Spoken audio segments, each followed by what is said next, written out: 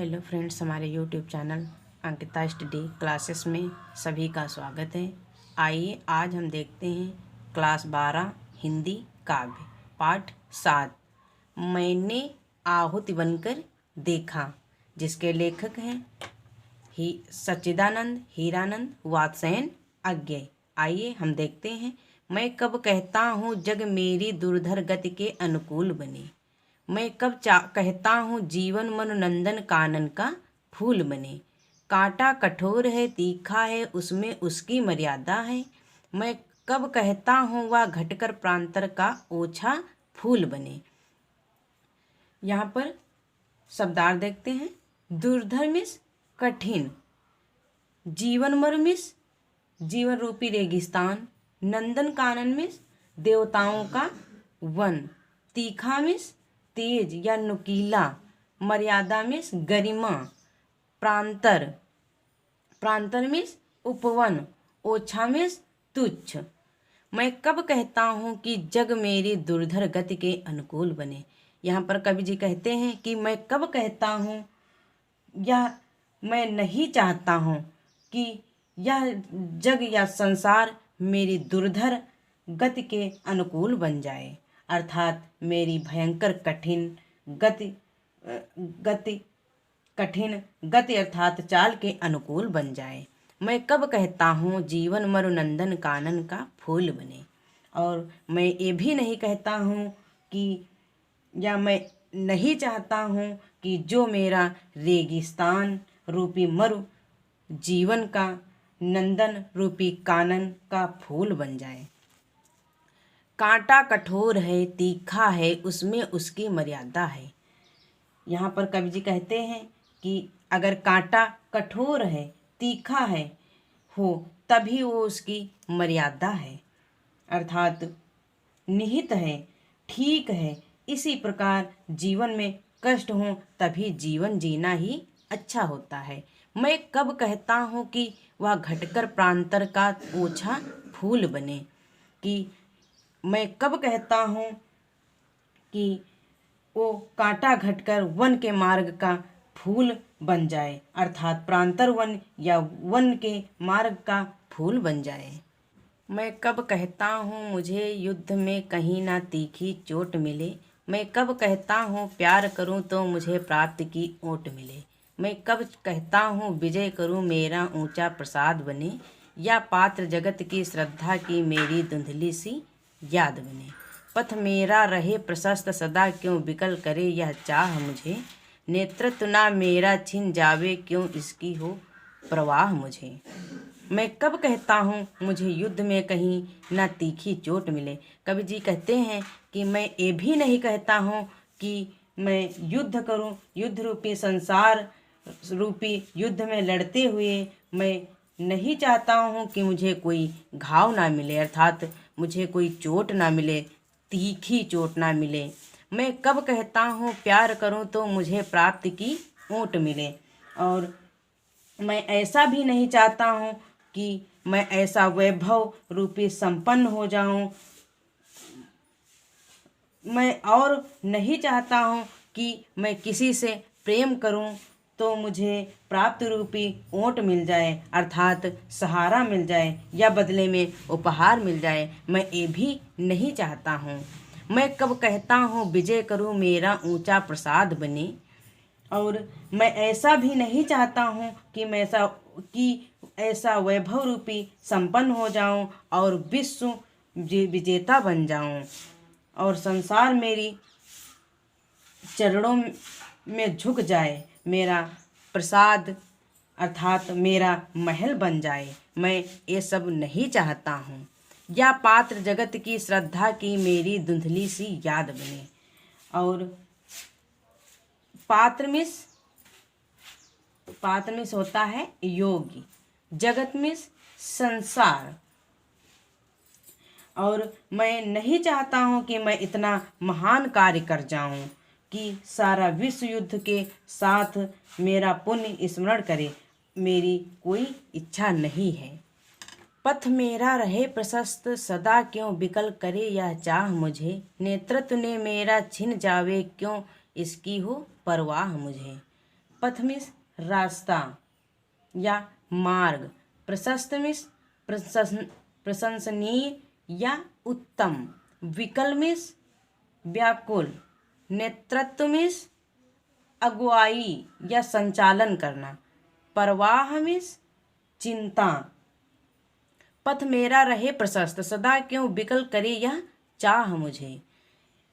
कवि जी कहते हैं कि ये चाह भी मुझे विकल यानी व्याकुल न करे, कि हमेशा मार्ग प्रशस्त बना रहे, यानी जो मेरा मार्ग वो श्रेष्ठता और सफलता से परिपूर्ण हो, ऐसी मेरी कोई इच्छा नहीं है। नेतृत्व ने मेरा छिन जावे, क्यों इसकी हो परवाह मुझे। नेतृत्व मीन्स अगुवाई या संचालन करना, परवाह मीन्स चिंता, और जिस नेतृत्व को आज मैं कर रहा हूँ वह नेतृत्व मेरा मुझसे छिन जावे, अर्थात जो मैं नेतृत्व कर रहा हूँ वो मुझसे छिन जावे, मुझे उससे भी कोई परवाह नहीं है या मुझे उसकी कोई चाह नहीं है। मैं प्रस्तुत हूँ चाहे मेरी मिट्टी जनपद की धूल बने, फिर उस धूली का कण कण भी मेरा गतिरोधक शूल बने। मैं प्रस्तुत हूँ चाहे मेरी मिट्टी जनपद की धूल बन जाए। जनपद मीन्स राज्य विशेष का क्षेत्र। गतिरोधक शूल मीन्स गति को रोकने वाली पीड़ा। यहाँ पर कवि जी कहते हैं मैं प्रस्तुत हूँ चाहे मेरी मिट्टी जनपद की धूल बने। मैं इस बात के लिए भी प्रस्तुत हूँ कि अगर मेरी मिट्टी जनपद की धूल बनने के लिए तैयार है, धूल बनने के लिए तैयार हूँ, फिर उस धूली का कड़कड़ भी मेरा गतिरोधक शूल बने। फिर चाह उसी धूल का कड़कड़ मेरी राह का बाधा बन जाए, मेरी उसकी भी कोई परवाह नहीं है, अर्थात मैं हर प्रकार की पीड़ा सहकर मातृ रूपी के काम आ सकूं, यह मेरी इच्छा है। अगर इसमें मुझे धूल बनना पड़े तो मैं तैयार हूँ। अपने जीवन का रस देकर जिसको यत्नों से पाला है, क्या वह केवल अवसाद मलिन झरते आंसू की माला है। वे रोगी होंगे प्रेम जिन्हें अनुभव रस का कट प्याला है, वे मुर्दे होंगे प्रेम जिन्हें सम्मोहनकारी हाला है। अपने जीवन का रस देकर जिसको यत्नों से पाला है, यहाँ पर कवि जी कहते हैं कि जिसको अपने जीवन का रस देकर बड़े प्रयासों से पाला है या पाला अर्थात पोसा है, क्या वह केवल अवसाद मलिन झरते आंसू की माला है। अवसाद मीन्स दुख, और तो वह दुखों से मलिन आंसू की झरती हुई माला है क्या। वे रोगी होंगे प्रेम जिन्हें अनुभव रस का कट प्याला है। कवि जी कहते हैं कि रोगी होंगे जिनके व्यक्तियों के लिए प्रेम जीवन की अनुभवों का कड़कड़ प्याला है। वे मुर्दे होंगे प्रेम जिन्हें सम्मोहनकारी हाला है। और वे अवश्य रोगी हैं जिनके प्रेम के लिए एक कटु या कड़वे प्याले के समान है। वे मुर्दे होंगे प्रेम जिन्हें सम्मोहनकारी हाला है। सम्मोहनकारी मीन्स मोहक, हाला मीन्स मदिरा अर्थात शराब। और वे लोग मुर्दे हैं जिनके लिए प्रेम सम्मोहित करने वाली हाला अर्थात मदिरा है। मैंने विग्ध हो जान लिया अंतिम रहस्य पहचान लिया। मैंने यहाँ पर कवि जी कहते हैं कि मैंने विग्ध अर्थात जलकर, मैंने कठिनाइयों और बाधाओं की आग में जलकर यह जान लिया है कि जीवन कितना रहस्यमयी जीवन जान लिया है कि जीवन के अंतिम रहस्य को पहचान लिया है। जान लिया अर्थात जीवन के अंतिम रहस्य को पहचान लिया है। मैंने आहुति बनकर देखा यह प्रेम यज्ञ की ज्वाला है। और जब मैं स्वयं आहुति बनकर गया इस जीवन रूपी यज्ञ में, तब मैं जान लिया, तब मुझे प्रेम की यज्ञ की ज्वाला दिखाई दी। मैं कहता हूँ, मैं बढ़ता हूँ, मैं नभ की चोटी चढ़ता हूँ, कुचला जाकर भी धूली सा, आंधी सा और उमड़ता हूँ। मैं कहता हूँ कि मैं बढ़ता हूँ, मैं नभ की चोटी चढ़ता हूँ। यहाँ पर कवि कहते हैं कि मैं कठिनाइयों और बाधाओं को पार करके ही मैं विकास के शिखर पर चढ़ता हूँ। चोटी में शिखर, शिखर पर चढ़ता हूँ, कुचला जाकर भी धूली सा, आंधी सा और उमड़ता हूँ।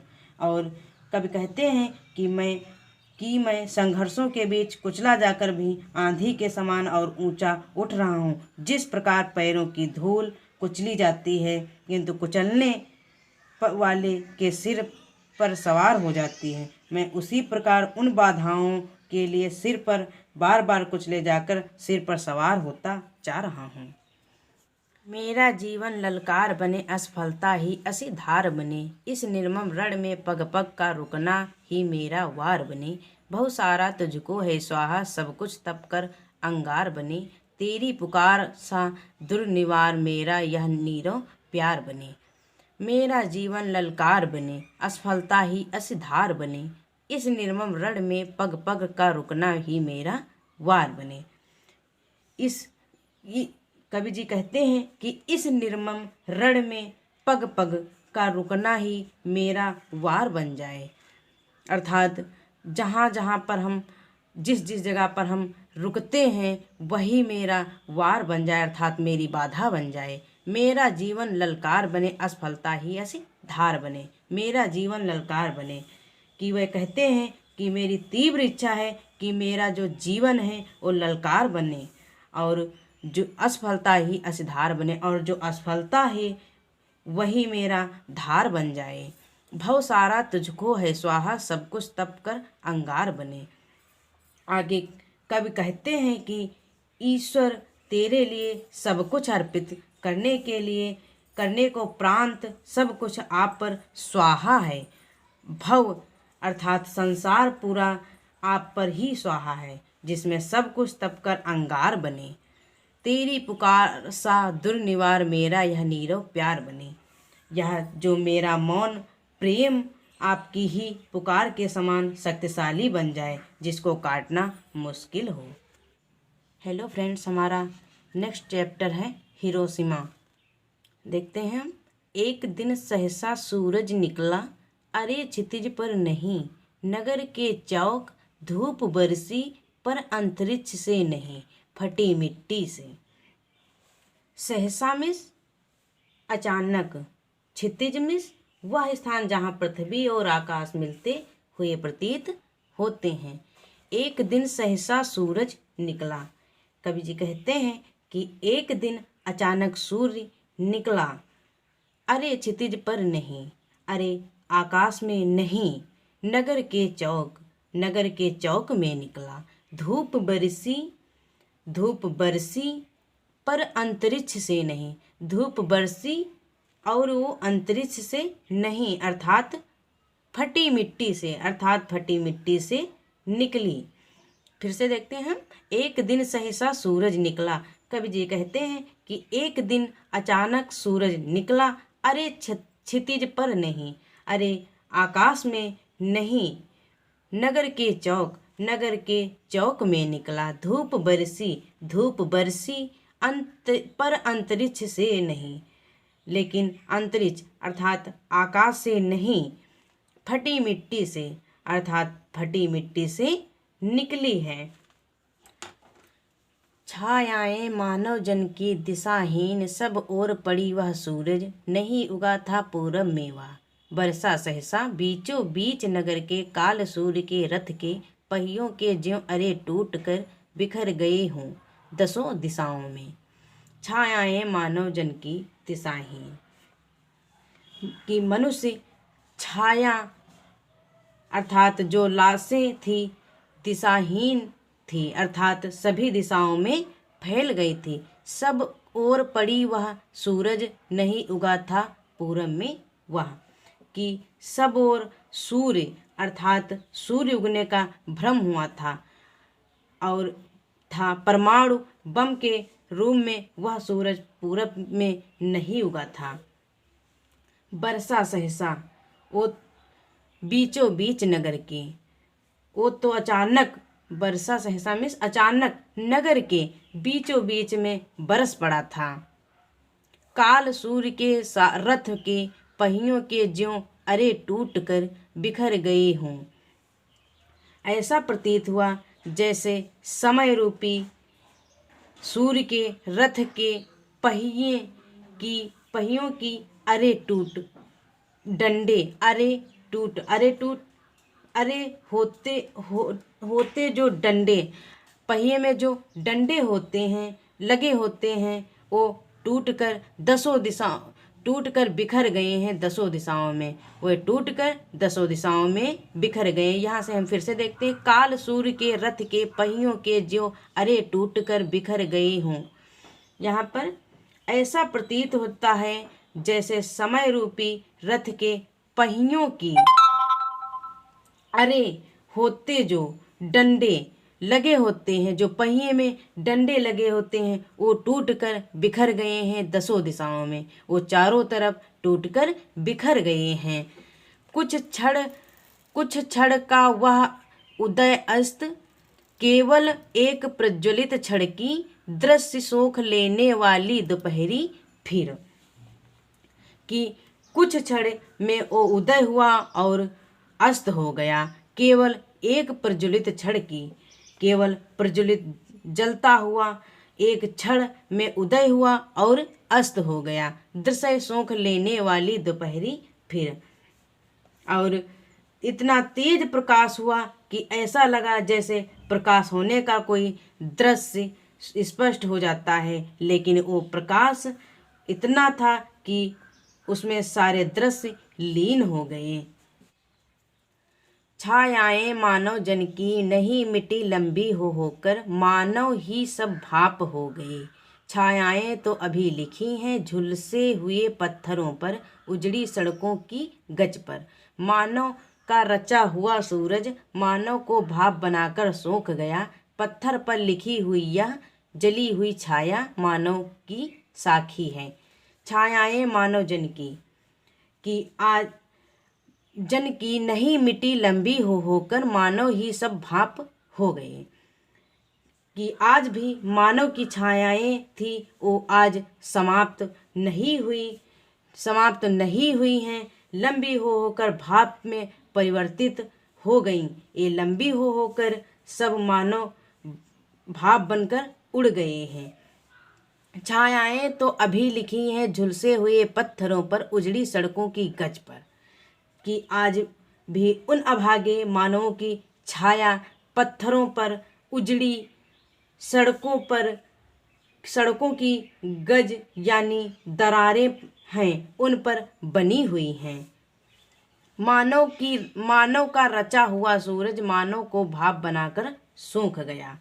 कि मानव का रचा हुआ सूरज अर्थात बम मनुष्य को ही भाप बनाकर सूख गया अर्थात नष्ट हो गया। पत्थर पर लिखी हुई यह जली हुई छाया मानव की साखी है।